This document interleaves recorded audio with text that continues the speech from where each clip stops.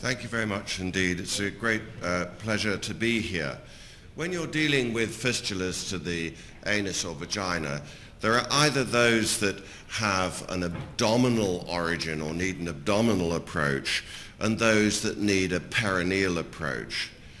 Most of the anastomotic leaks from low anterior resection probably need to be cured by using some type of abdominal approach, as will the diverticular fistulas to the vagina.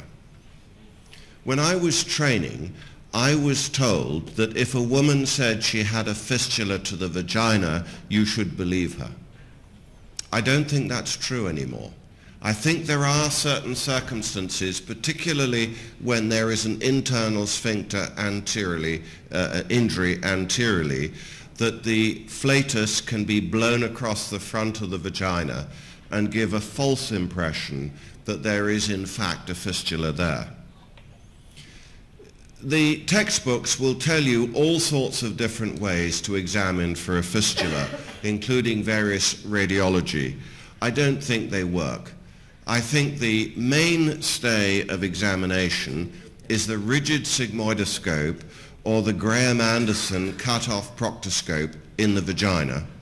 Bear in mind, a speculum is designed to look at the cervix, and the vagina collapses, so you cannot see the vagina with a speculum.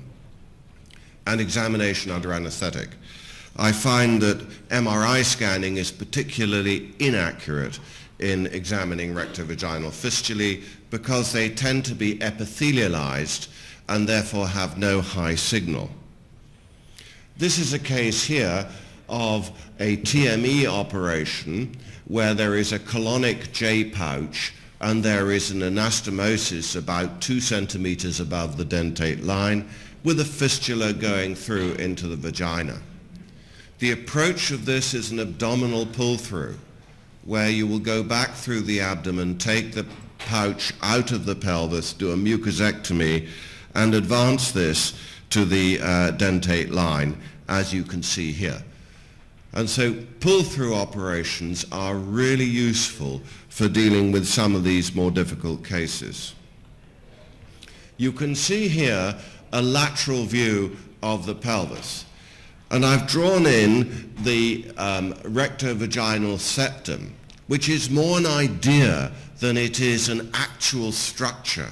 It is very difficult to demonstrate this. You cannot visualize it on ultrasound or MRI. And I am calling it de Nonvilliers fascia. I'm now going to rotate the image through 45 degrees. And you can begin to see the rectovaginal septum en face, so you can see it approaching you. When a woman has a baby, this injury occurs to the rectovaginal septum, and this can result in one of 3 outcomes. The first outcome on the left here shows a tear in the upper part of the rectovaginal septum. This is called a rectocele, and the woman will put her thumb in the vagina to push backwards in order to assist defecation. Here we have a tear in the lower part of the rectovaginal septum, which is part of the sphincter complex, and this woman will have fecal incontinence. And here you have the example of a tear all the way down, where the woman will have 2 things. She will be incontinent, but she will also have an evacuation disorder. And in some of these patients, in the center of it, there will be a perforation, which will be a fistula. So traumatic rectocele, rectovaginal fistula, and incontinence are varying degrees of the same injury. And you obtain an anal ultrasound in order to see whether the sphincter is damaged. If the sphincter has been damaged, then any approach to repair this is above the sphincter. If you have got ultrasound evidence of an injury, then you are going to do some sort of extended sphincter repair. Now, I once had a woman who had a rectal prolapse, and she had a fistula to the perineum, and I decided to do an advancement flap. And it was the easiest advancement flap I've ever done because it fell out. And I realized something. If you're going to do advancement flap surgery, you need perineal descent or internal intussusception. 50% of normal men and women will be shown on proctography to have internal intussusception. And you utilize the internal intussusception in order to make your advancement flap. You can test for the perineal descent by putting your thumb on the ischial tuberosity, and you look at the anus and you ask the patient to push, and if the perineum comes down, they have perineal descent. And you put a rigid sigmoidoscope in the rectum, and you look at the anterior rectal wall, and you say push. And if when you push, it comes down towards you, and you can step back, then that means they've got internal intussusception. And also you can use Babcock forceps and pull this down. And if they do, then you're going to do some form of advancement flap, preferably of a Sal's type. Here you can see the thin perineal body that is seen with an associated sphincter injury. So there is a fistula, but the injury is reflected as far up the rectovaginal septum as it is down below. This woman is going to need an extended sphincter repair because she has that sort of injury. And so you're going to go through the fistula, and then you're going to go higher to repair the rectovaginal septum, because if you don't do this, the woman will have an evacuation disorder afterwards. Here you can see the vagina being made more obvious. There's the fistula, and here is the repair. What about the Marsh's flap? This is a bulbocavernosus or a labial fat pad graft which may have the bulbocavernosus, and it depends on this anastomosis of the pudendal vessels. And you will pedicle it on this one and divide that one, and you can take all of this area as part of your graft. This woman actually has Crohn's disease, but it's an incidental Crohn's disease as far as the anus is concerned. And the labial fat pad is being taken out. You can go right up high over here, and the blood supply will come in from this point. And it can be used as an adjunct when you are doing a number of rectovaginal or general fistulas in this area. I would say, as a general rule, about a 50% success rate. I think the literature over-exaggerates the success rate for fistula surgery.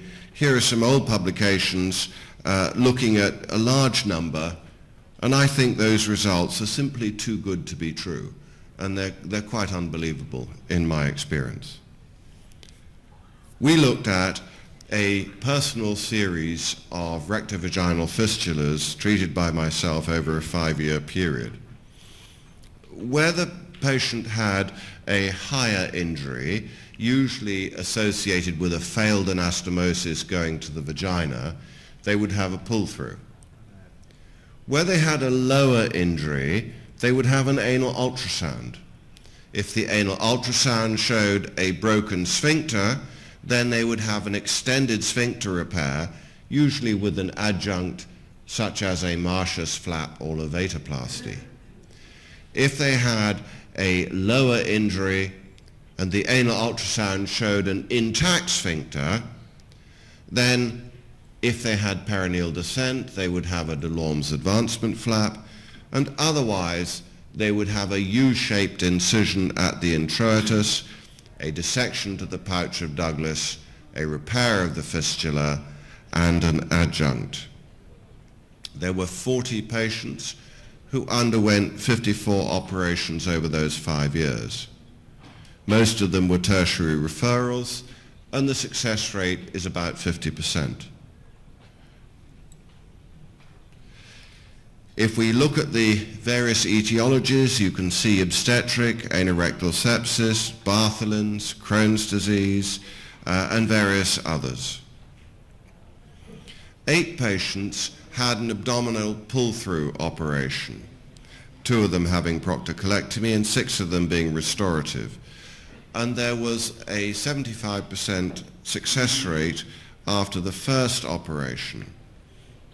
Of the restorative operations, 2 initially failed. 1 went on to a successful perineal repair, and 1 declined further treatment.